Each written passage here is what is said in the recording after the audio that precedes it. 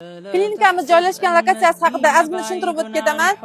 Chap tarafdan kelganda Shofayz muassisa tarafda, o'ng tarafimizda Orzu chorrahasidan kelganda, to'g'rimizda Orientir Imperiya shuba bemorlarga qulay bo'lishligi uchun ko'rsatib o'tib ketyapman.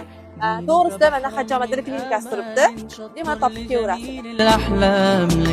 Bunda kirganingizda pastki taraf erkaklar uchun va tepa tarafimizda faqat ayollar uchun mo'ljallangan muolajaxonamiz. Resepsiyonda sizlarni kutib olishadi. Bu yoq kutish zalimiz. Bemalol choy, kofe ichib o'tirishingiz mumkin. O'quv-xonamiz. O'quvchilarim uchun nazariy bilimlarini shu joyda o'zlashtirishadi. Amaliyotlarni esa bu xonalarda bajarishadi. Bu esa massaj xonamiz. Bu xonalar bemorlarimizga yanada qulay bo'lishligi uchun har bir bemorimizga alohida komfort zona qilganmiz. Bemalol muolajalarini olishsa bo'ladi.